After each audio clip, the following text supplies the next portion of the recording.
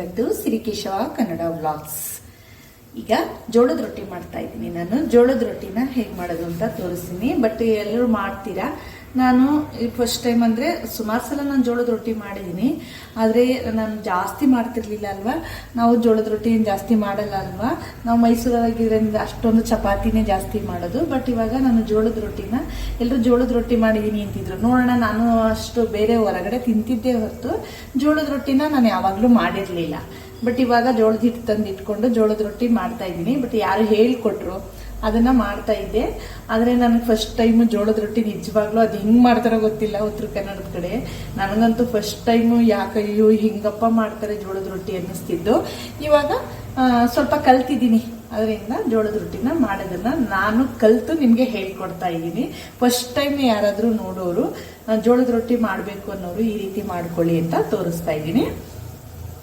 ಹಾಗೆ ನೀರು ಜಾಸ್ತಿ ಮರಳಿರ್ಬೇಕು. ನಾನು ಫಸ್ಟ್ ಟೈಮ್ ಏನ್ ಮಾಡಿದ್ದೀನಿ ಅಂತ ಅಂದ್ರೆ ಹಾಗೆ ಸ್ವಲ್ಪ ಬಿಸಿ ಮಾಡಿ ಹಾಕ್ಬಿಟ್ಟಿದೆ ನೀರು. ಅದಕ್ಕೆ ಅಷ್ಟು ಚೆನ್ನಾಗಿ ಬಂದಿರಲಿಲ್ಲ. ನೋಡಿ, ಬರೀ ನೀರನ್ನ ಇಟ್ಕೊಂಡಿದ್ದೀನಿ, ಮರಳುತ್ತಾ ಇದೆ ನೀರು. ಬೇಕಂದ್ರೆ ಸ್ವಲ್ಪ ಉಪ್ಪು ಹಾಕೋಬಹುದು. ಉಪ್ಪು ಹಾಕಬೇಕು ಅಂತ ಏನಿಲ್ಲ, ಆದ್ರೆ ಸ್ವಲ್ಪ ನಮ್ಗೆ ರುಚಿ ಸ್ವಲ್ಪ ಫಸ್ಟ್ ಟೈಮ್ ಜಾಸ್ತಿ ತಿನ್ಬೇಕು ಅನ್ನೋರು, ರುಚಿ ಬೇಕು ಅನ್ನೋರು ಸ್ವಲ್ಪ ಉಪ್ಪು ಹಾಕೊಂಡ್ರೆ ಬೆಟರ್. ಸ್ವಲ್ಪ ಉಪ್ಪು ಹಾಕೊಳ್ಳಿ. ನಾವು ಚಪಾತಿಗೆ ರೊಟ್ಟಿಗೆ ಹಾಕ್ತೀವಲ್ಲ ಆ ಥರ ಏನು ಬೇಡ. ಆದ್ರೂ ಬೇಕು ಅನ್ನೋರು ಉಪ್ಪು ಹಾಕೋಬಹುದು. ಏನು ಉಪ್ಪು ಹಾಕೊಂಡ್ರು ಪ್ರಾಬ್ಲಮ್ ಏನೂ ಇಲ್ಲ. ಹಾಕೊಳ್ಳಿಲ್ಲ ಅಂದ್ರೂ ತಿನ್ಬೋದು, ಇದನ್ನ ಚೆನ್ನಾಗಿರುತ್ತೆ. ಹಾಗೆ ಈ ತರ ನೀರು ಮರಳುತ್ತಾ ಇರಬೇಕು. ಕುದೀತಾ ಇರೋ ನೀರಿಗೆ ನಾವೀಗ ಜೋಳದ ಹಿಟ್ಟನ್ನ ಹಾಕೋತಾ ಇದ್ದೀನಿ. ಸ್ವಲ್ಪ ನೀರು ಈ ತರ ಮರಳಿದ ಮೇಲೆ ಸ್ವಲ್ಪ ಗ್ಯಾಸ್ನ ಕಡಿಮೆ ಮಾಡಿ ಇಟ್ಕೋಬೇಕು. ಸಿಮ್ಮಲ್ಲಿ ಇಟ್ಕೋಬೇಕು ಉರಿನ. ಮತ್ತೆ ಇವಾಗ ಜೋಳದ ಹಿಟ್ಟನ್ನ ಹಾಕೋತಾ ಇದ್ದೀನಿ. ನಾವು ಎಷ್ಟು ಜೋಳದ ಹಿಟ್ಟು ಹಾಕೋತೀವೋ ಅಷ್ಟೇ ಬಿಸಿನೀರು ಹಾಕೊಂಡ್ರೆ ಬೆಟರ್ ಅನ್ಸುತ್ತೆ. ಏನಕ್ಕೆಂದ್ರೆ ಇದು ತಣ್ಣೀರಲ್ಲಿ ಹಾಕೊಂಡ್ರೆ ಒಡೆಯುತ್ತೆ. ತಣ್ಣೀರು ಹಾಕೊಂಡ್ರೆ ಒಡೆಯುತ್ತೆ ಅಲ್ವಾ. ರೊಟ್ಟಿ ಮಾಡ್ತೀವಲ್ಲ ಅದು ಒಡೆಯುತ್ತೆ. ಎಷ್ಟು ಕಲಸ್ಬೇಕು ಅಂದ್ರೆ, ಯಪ್ಪ, ನಾನು ಫಸ್ಟ್ ಟೈಮ್ ಇದು ಹೆಂಗೆ ಇದು ಇಷ್ಟೊಂದು ಒಡೆದೋಗುತ್ತೆ ರೊಟ್ಟಿ ಎಲ್ಲ. ನಾವು ಅಕ್ಕಿ ರೊಟ್ಟಿ ಮಾಡ್ತಾ ಇರ್ತೀವಿ. ನಾನು ವಿಡಿಯೋದಲ್ಲಿ ಅಕ್ಕಿ ರೊಟ್ಟಿ ಮಾಡಿ ಹಾಕಿದ್ದೀನಿ. ಬಟ್ ಅಕ್ಕಿ ರೊಟ್ಟಿನ ಎಷ್ಟು ಚೆನ್ನಾಗಿ ಮಾಡ್ಬೋದು. ಇದನ್ನ ಮಾತ್ರ ಮಾಡೋದಕ್ಕೆ ತುಂಬಾ ಹಿಂಸೆ ಅನ್ನಿಸ್ತಿತ್ತು. ಇವಾಗ ಸ್ವಲ್ಪ ಕಲ್ತಿರೋದ್ರಿಂದ ನನ್ಗೇನು ಅನ್ಸಲ್ಲ. ನಾನು ಕೆಲವೊಂದು ವಿಡಿಯೋನ ನೋಡಿದ್ದೆ ನಾನು ಜೋಳದ ರೊಟ್ಟಿ ಮಾಡೋದು. ಅದರಲ್ಲಿ ಹೆಂಗಿತ್ತಂದ್ರೆ ಅವ್ರು ಬಿಸಿನೀರು ಹಾಕೊಂಡು ಚೆನ್ನಾಗಿ ಕಲಿಸ್ತಾರೆ ಹಿಟ್ಟನ್ನ. ಆ ಥರ ಮಾಡಿದೆ ನಾನು. ಆದ್ರೆ ಸ್ವಲ್ಪ ಬಿಸಿ ಮಾಡ್ಕೊಂಡು ಹಾಕಿರೋದ್ರಿಂದ ಅಷ್ಟು ಚೆನ್ನಾಗಿ ಬಂದಿರಲಿಲ್ಲ. ಆಮೇಲೆ ಕೇಳಿದೆ ಒಬ್ಬರನ್ನ, ಜೋಳದ ರೊಟ್ಟಿ ಹೀಗೆ ಬರುತ್ತಲ್ಲ ಹೇಗೆ ಏನಕ್ಕೆ ಅಂತ. ಅವಾಗ ಹೇಳಿದ್ರು ಮರಳ ನೀರಿಗೆನೆ ಹಾಕೋಬೇಕು, ಅದು ಚೆನ್ನಾಗಿ ಕುದೀತಾ ಇರಬೇಕು ನೀರು, ಆ ನೀರಿಗೆ ಹಾಕೋಬೇಕು ಅಂತ. ಅವಾಗ ಗೊತ್ತಾಯ್ತು. ಆಮೇಲೆ ಮಾಡಿದಾಗ ರೊಟ್ಟಿ ಅಂತೂ ತುಂಬಾ ಚೆನ್ನಾಗಿ ಬಂತು. ಅದು ಹೆಲ್ತ್ಗೂ ಕೂಡ ಒಳ್ಳೇದಲ್ವಾ. ಅಂದ್ರೆ ಇದು ನಾವು ಚಪಾತಿಗಿಂತ ಜಾಸ್ತಿ ತಿನ್ನಕ್ಕಾಗಲ್ಲ. ಚಪಾತಿಗಿಂತ ಸ್ವಲ್ಪ ಕಡಿಮೆನೆ ತಿನ್ಬೇಕು ಅನಿಸ್ತದೆ. ಅಷ್ಟೊಂದು ನಾವು ಇದು 1 ಅಥವಾ 2 ಮೇಲೆ ಜಾಸ್ತಿ ತಿನ್ನಕ್ಕಾಗಲ್ಲ. ಅಭ್ಯಾಸ ಇಲ್ವಲ್ಲ, ಅದಕ್ಕೆ ಅಂತ ಒಂದ್ಸಲ ಅನ್ಕೋತೀನಿ. ಒಂದ್ಸಲ ಇದು ಅಷ್ಟೇನೆ ನಮ್ಗೆ ಆಗೋದು ಅಂತ. ಡಯಟ್ ಮಾಡೋರಿಗೆ ನೋಡಿ ಮಾಡ್ಬೋದು. ಈ ತರ ಚೆನ್ನಾಗಿ ಕಲಿಸ್ಕೋಬೇಕು. ನಾನು ಇದನ್ನ ವಿಡಿಯೋ ನೋಡಿ ಮತ್ತೆ ಬೇರೆಯವ್ರ ಹತ್ರ ಹೇಳಿಸ್ಕೊಂಡೆ ಕಲ್ತಿದ್ದು. ಇವಾಗ ಗ್ಯಾಸ್ ಆಫ್ ಮಾಡ್ಕೊಂಡ್ ಬರ್ತೀನಿ. ಅದಕ್ಕೆ ಇದನ್ನ ಹಿಂಗೆ ರೊಟ್ಟಿನ ಬಡಿತೀವಿ, ನಾವು ರೊಟ್ಟಿ ಬಡಿತೀವಿ ಅಂತಿರ್ತಾರೆ ವಿಡಿಯೋದಲ್ಲೆಲ್ಲ. ಉತ್ತರ ಕನ್ನಡ ಕಡೆ ನಾನು ವಿಡಿಯೋ ನೋಡ್ತೀನಲ್ಲ, ಅದರಲ್ಲಿ ನಿಜ ತುಂಬಾ ಕಷ್ಟ ಇದು. ನಾವು ಚಪಾತಿ ಅಂತೂ ಬೇಗನೆ ಮಾಡ್ಬಿಡ್ಬೋದು ಚಪಾತಿನ. ಬಟ್ ಇದಂತೂ ತುಂಬಾನೇ ಹಿಂಸೆಪ ಅಂತ ಫಸ್ಟ್ ಅನ್ನಿಸ್ತಿತ್ತು. ಅಂದ್ರೆ ಕಲಿಬೇಕು ಇದನ್ನ. ನಾವು ಈ ತರ ಕಲ್ತ್ಕೊಂಡಾಗ ನಮ್ಗೆ ಹೇಗೆ ಹದ ಆಗ್ಬೇಕು ಅಂತ ಕಲ್ತ್ಕೊಂಡಾಗ ಚೆನ್ನಾಗಿ ಬರುತ್ತೆ.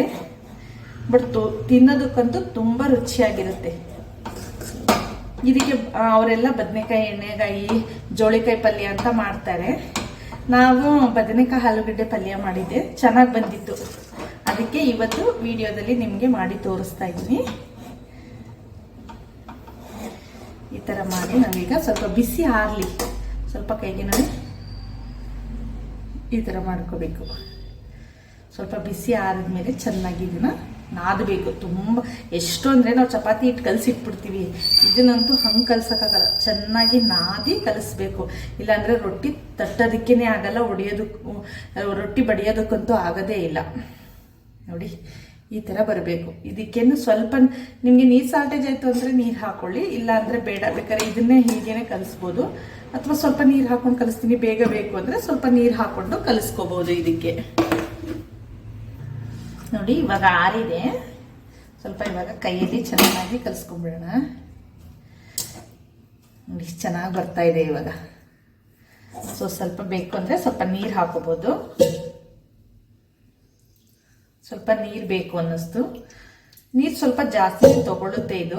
ಏನಕ್ಕೆ ಅಂತಂದರೆ ಸ್ವಲ್ಪ ಗಟ್ಟಿ ಇರುತ್ತೆ ಅಲ್ವಾ. ನಾವು ಹಿಟ್ಟನ್ನ ಬಿಸಿನೀರಿಗೆ ಹಾಕಿ ಕಲಸಿದ್ಮೇಲೆ ಸ್ವಲ್ಪ ನೀರನ್ನು ಜಾಸ್ತಿನೇ ತಗೊಳುತ್ತೆ ಇದು.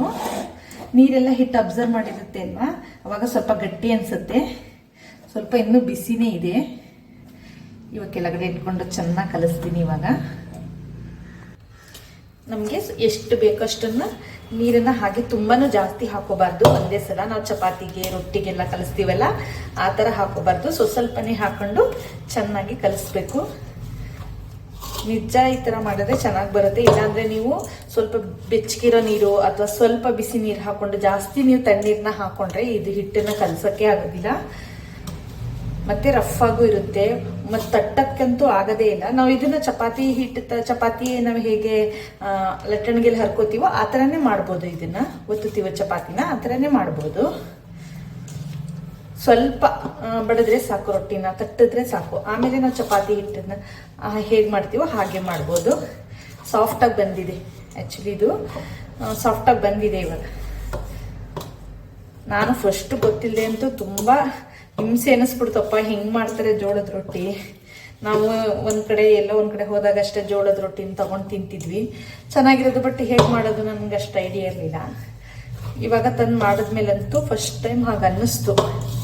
ಇವಾಗ ಏನಿಲ್ಲ, ಆರಾಮಾಗಿ ಚೆನ್ನಾಗಿ ಮಾಡ್ಬೋದು. ಈ ಥರ ಚೆನ್ನಾಗಿ ಹಿಟ್ಟನ್ನು ನಾದಿ ಕಲಿಸ್ಬೇಕು, ತುಂಬ ಕಲಿಸ್ಬೇಕು ಮಾತ್ರ. ಚೆನ್ನಾಗಿ ಹಿಟ್ಟನ್ನು ಹೇಗೆ ನಾದಿದ್ರೆ ಸ್ವಲ್ಪನೂ ರೊಟ್ಟಿ ಒಡೆಯಲ್ಲ, ನೀಟಾಗಿ ಬರುತ್ತೆ. ಚಪಾತಿ ಎಷ್ಟು ತೆಳ್ಳಗೆ ಬೇಕು ನಿಮ್ಗೆ ಅಷ್ಟು ತೆಳ್ಳಗೆ ಕೂಡ ಇದನ್ನ ಒತ್ಬೋದು. ಚಪಾತಿಗಿಂತ ತೆಳ್ಳಗೆ ಮಾಡ್ಬೋದು ಇದನ್ನ, ಅಷ್ಟು ಚೆನ್ನಾಗಿ ಬರುತ್ತೆ. ಸಾಫ್ಟಾಗಿ ಚೆನ್ನಾಗಿ ಬರುತ್ತೆ. ನಿಮಗೆ ಇನ್ನೂ ಸಾಫ್ಟಾಗಿರ್ಬೇಕು, ಬೇಗ ಕಲಿಸ್ಬೇಕು ಅಂದರೆ 1 ಟೀ ಸ್ಪೂನ್ ಅಷ್ಟು ಎಣ್ಣೆ ಹಾಕೊಳ್ಳಿ. ನಾವು ಚಪಾತಿ ಹಿಟ್ಟು ಕಲಿಸ್ಬೇಕಾದ್ರೆ ಹಾಕೋತೀವಲ್ವ, ಒಂದೊಂದು ಟೀ ಸ್ಪೂನ್ ಎಣ್ಣೆ ಹಾಕಿ ಒಬ್ಬೊಬ್ರು ಕಲಿಸ್ತಾರೆ. ನಾನು ಹಾಗೆ ಚಪಾತಿನ ಮಾಡ್ತೀನಿ, ಕಲಸಿರ್ತೀವಿ. ಬಟ್ ಒಂದೊಂದ್ಸಲ ಒಬ್ಬೊಬ್ರು ಹಾಕೋತಾರೆ, 1 ಟೀ ಸ್ಪೂನ್ ಅಷ್ಟು ಆಯಿಲ್ ಹಾಕೊಂಡು ಕಲಿಸ್ತಾರೆ. ಹಾಗೆ ಇದಕ್ಕೂ ಹಾಕೊಂಡು ಕಲಿಸ್ಬೋದು ನೀವು. ನಾನು ಹಾಗೆ ಕಲಿಸ್ತಾ ಇದ್ದೀನಿ, ಇಲ್ಲಿ ಎಣ್ಣೆ ಹಾಕೋತಾ ಇಲ್ಲ. 1 ಟೀ ಸ್ಪೂನ್ ಅಷ್ಟು ಎಣ್ಣೆ ಹಾಕೊಂಡು ಕಲಿಸಿದ್ರೆ ಬೇಗ ಆಗುತ್ತೆ. ಮತ್ತು ಹಿಟ್ಟು ಈಗೆಲ್ಲ ಇದಿರಲ್ಲ, ಎಲ್ಲ ಫುಲ್ ನೀಟಾಗಿ ಬಿಟ್ಕೊಡುತ್ತೆ ಎಣ್ಣೆ ಹಾಕಿದ್ರೆ.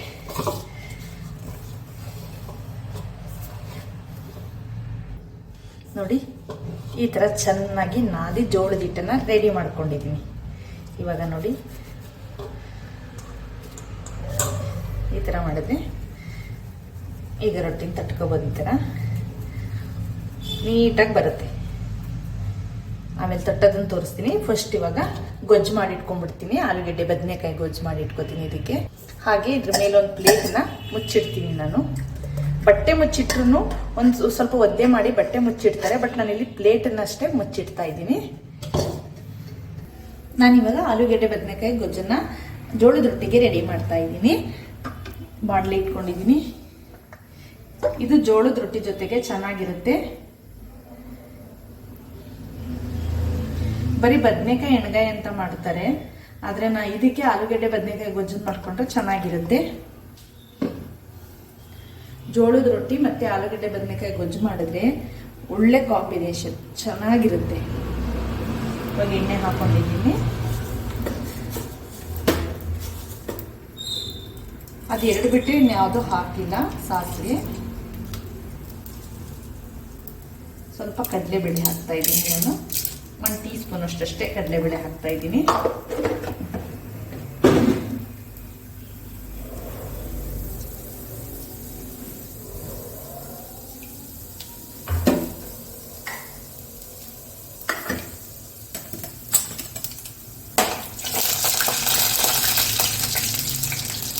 ಹೆಚ್ಚಿಟ್ಟಿರುವಂಥ ಈರುಳ್ಳಿ, ಹಸಿಮೆಣಸಿನ್ಕಾಯಿ, ಕರಿಬೇವಿನ ಸೊಪ್ಪು ಎಲ್ಲ ಹೆಚ್ಚಿಟ್ಕೊಂಡಿದ್ದೀನಿ. ಮಾಮೂಲಿ ಹೇಗೆ ಒಗ್ಗರಣೆ ಮಾಡ್ತೀವಿ ನಾವು ಹಾಗೆ ರೊಟ್ಟಿ ಮಾಡ್ಕೊತಾ ಇದ್ದೀನಿ.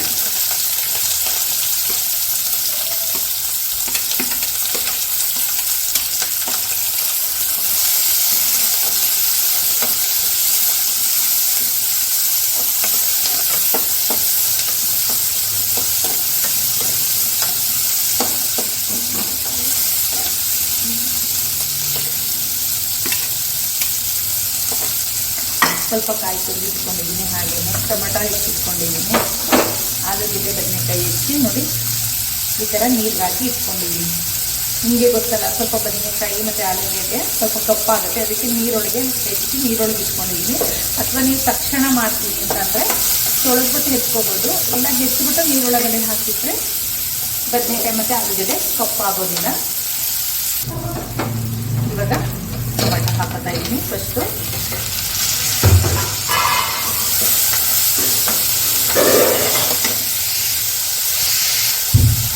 ಟೊಮೆಟೊ ಸ್ವಲ್ಪ ಸಾಫ್ಟ್ ಆಗಿ ಇದೇ ಥರ ಮಾಡಿಕೊಂಡ್ರೆ ಚೆನ್ನಾಗಿ ಬರುತ್ತೆ. ಆಲೂಗಡ್ಡೆ ಬದನೆಕಾಯಿ ಗೊಜ್ಜು ತುಂಬ ಚೆನ್ನಾಗಿ ಬರುತ್ತೆ, ಈ ಥರ ಮಾಡ್ಕೊಳ್ಳಿ. ಇವಾಗ ಸ್ವಲ್ಪ ಸಾಫ್ಟ್ ಆದಮೇಲೆ ಹೆಚ್ಚಿರುವಂಥ ಆಲೂಗಡ್ಡೆ ಬದನೆಕಾಯಿನ ಹಾಕೋತಾ ಇದ್ದೀನಿ.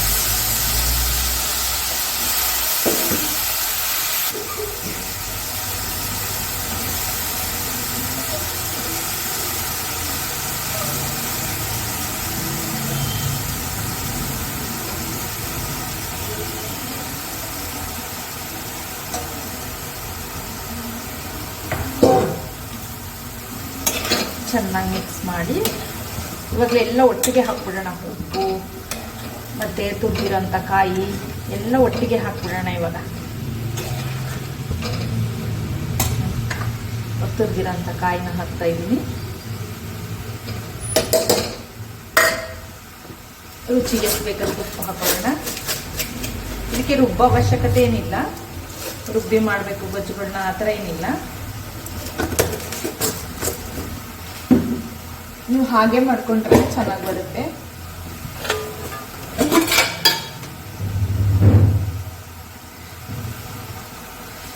ಒಂದೊಂದೂವರೆ ಸ್ಪೂನಷ್ಟು ಬೇಳೆ ಸಾರು ಪುಡಿ ಹಾಕೋತಾ ಇದ್ದೀನಿ ನಾನು. ನೀವು ಮಸಾಲೆ ರುಬ್ಬಿ ಹಾಕೋತೀನಿ ಅಂದರೆ ಹಾಕೋಬೋದು, ಬಟ್ ನಾವು ಹೀಗೆ ಮಾಡೋದು.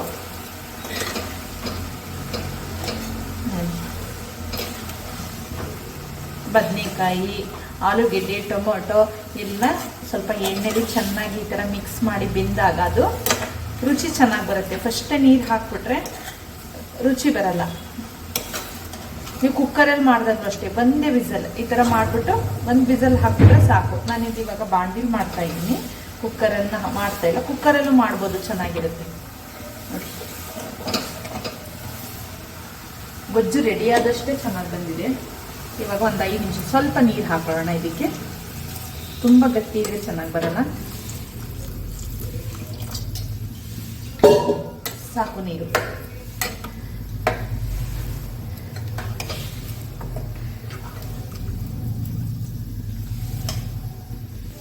ನಾವಿದೇನು ವೆಜಿಟೇಬಲ್ ಹಾಕಿದೀವೋ ಅಷ್ಟು ಮುಳುಗೋಷ್ಟು ನೀರು ಹಾಕಿದ್ರೆ ಸಾಕು. ಯಾವತ್ತು ಗೊಜ್ಜುಗಳು ಕರೆಕ್ಟಾಗಿ ನಾವು ರೆಡಿ ಆಗಿಬಿಡುತ್ತೆ. ಇದು ಎಷ್ಟು ಅಂದರೆ ಏನು ತರಕಾರಿ ಇರುತ್ತೋ ಅಷ್ಟು ಮುಳುಗೋಷ್ಟು ಮಾತ್ರ ಹಾಕಿ ಒಂದು ಸಮ ಬರಬೇಕು ನಿಮಗೆ ಗೊಜ್ಜು ಅಂತ ಅಂದರೆ ಈ ಥರ ಮಾಡಬೇಕು. ಇವಾಗ ಇದ್ರ ಮೇಲೆ ಒಂದು ಪ್ಲೇಟ್ ಮುಚ್ಚಿಬಿಡ್ತೀನಿ.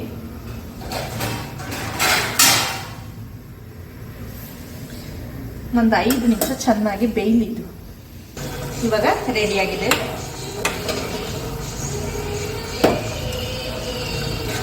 ನೋಡಿ, 5 ನಿಮಿಷ ಚೆನ್ನಾಗಿ ಮುಳುಗುವಷ್ಟು ನೀರನ್ನು ಹಾಕಿ ಬೇಯದಿಟ್ಬಿಟ್ರೆ ರೆಡಿ. ಈಗ ಜೋಳದ ರೊಟ್ಟಿನ ಮಾಡ್ಕೊತೀನಿ. ತವ ಇಟ್ಕೊಂಡಿದ್ದೀನಿ. ಇವಾಗ ಜೋಳದ ರೊಟ್ಟಿನ ತಟ್ಟಿಬಿಟ್ಟು ಹಾಕ್ತೀನಿ, ತೋರಿಸ್ತೀನಿ. ಇವಾಗ ಈ ಥರ ಮನೆ ಮೇಲೆ ಇಟ್ಕೊಂಡು ಈ ಥರ ಒಂದ್ಸಲ ನಾದ್ಕೊಂಡ್ಬಿಟ್ರೆ ಆಯಿತು. ಸೆಲ್ಫ್ ಮೇಲೆ ಬೇಕಾದ್ರೂ ಹಾಕ್ಬೋದು.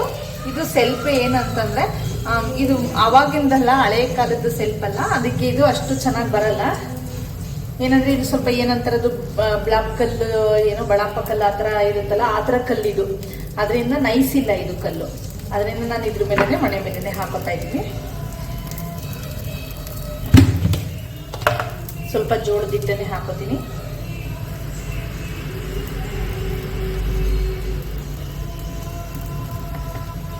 ಈ ತರ ಫಸ್ಟ್ ಸ್ವಲ್ಪ ಕಟ್ಕೊಂಡ್ಬಿಡ್ಬೇಕು.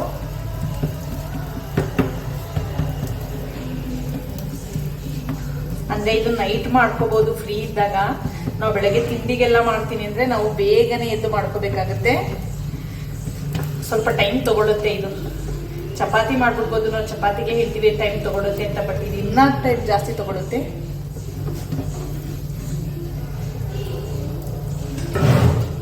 ಇಷ್ಟು ತಟ್ಟಬಿಟ್ಟು ಇವಾಗ ನಾವು ಚಪಾತಿ ಮಾಡ್ತೀವಲ್ಲ ಅದ್ರಲ್ಲೇನೆ ಈ ತರ ಒತ್ಕೋಬಹುದು. ಸ್ವಲ್ಪ ಹಿಟ್ಟು ಜಾಸ್ತಿ ಆಯ್ತು, ಸ್ವಲ್ಪ ಕಡಿಮೆ ಹಾಕೋಬೇಕಿತ್ತು ನಾನು. ಈ ತರ ಎಷ್ಟು ತೆಳ್ಳು ಹೊತ್ಬೋದು ಅಂದ್ರೆ ತೀರಾ ತೆಳ್ಳು ಹೊತ್ಬೋದು, ಅದೊಂದೇ ಖುಷಿ ಇದನ್ನ.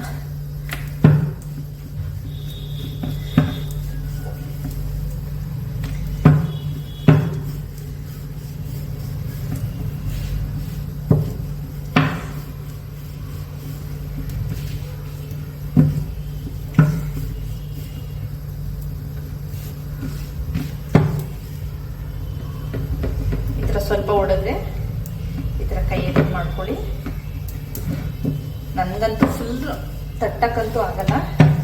ಈ ತರ ನನ್ನ ಚಪಾತಿ ಲಟ್ಟಣಿಗಿದೆ ಈ ತರ ಹರ್ಕೊಬೇಕು. ಅಷ್ಟು ಬಿಟ್ರೆ ಕೈಯಲ್ಲಂತೂ ತಟ್ಟೋದಕ್ಕೆ ನನ್ಗಾಗಲ್ಲ. ನೀವು ಹಿಂಗ್ ಚಪಾತಿನ ಹಿಂಗ್ ಲಟ್ಟಿಸ್ತಾ ಇದ್ರೆ ರೊಟ್ಟಿನ ಹಿಂಗ್ ಎಷ್ಟು ನೀಟಾಗಿ ಬರುತ್ತೆ ಅಂದ್ರೆ ಚೆನ್ನಾಗಿ ಬರುತ್ತೆ.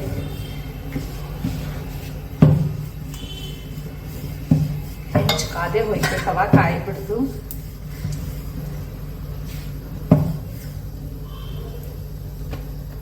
ನೋಡಿ ಎಷ್ಟು ಚೆನ್ನಾಗಿ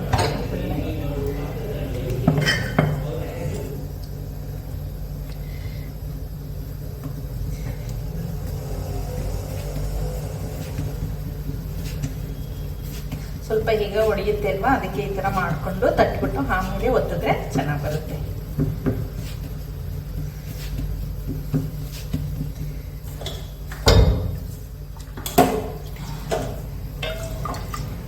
ಒಂದು ಬಟ್ಟೆಯಲ್ಲಿ ನೀರು ಮಾಡಿ ಇಟ್ಕೊಂಡಿದ್ದೀನಿ.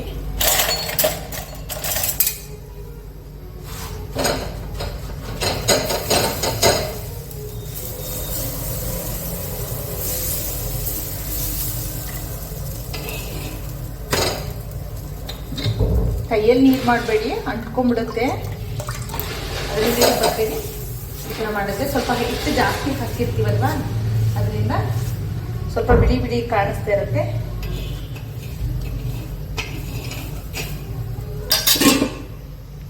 ನೋಡಿ, ಒಂದು ರೊಟ್ಟಿ, ಜೋಳದ ರೊಟ್ಟಿ ರೆಡಿ ಆಯ್ತು. ಒಂದು ಹಾಕಿದ್ದೀನಿ.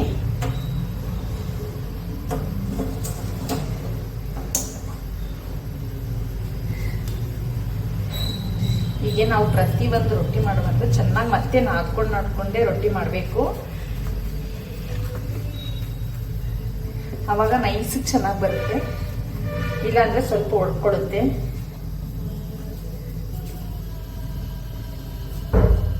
ಫಸ್ಟ್ ನೀವು ಈ ಥರ ರೌಂಡ್ ರೌಂಡ್ ಮಾಡಿ ಇಟ್ಕೊಂಡ್ಬಿಟ್ರೆ ಪರವಾಗಿಲ್ಲ.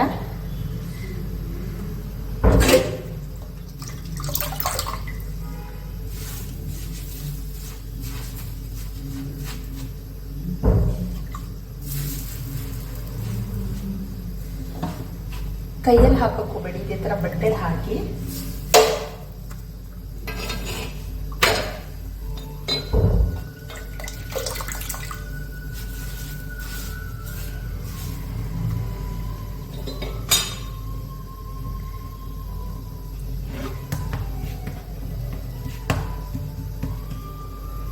ನೋಡಿ. ಅದಕ್ಕಿಂತ ಇದು ತುಂಬಾ ಚೆನ್ನಾಗಿ ಬಂತು ರೊಟ್ಟಿ. ಎಷ್ಟು ಚೆನ್ನಾಗಿ ಬಂತಿದೆ ಅಂತ. ಇವಾಗ ನಾನು ಕರೆಕ್ಟಾಗಿ ಜೋಳದ ರೊಟ್ಟಿ ಮಾಡೋದನ್ನ ಕಲ್ತ್ಬಿಟ್ಟೆ.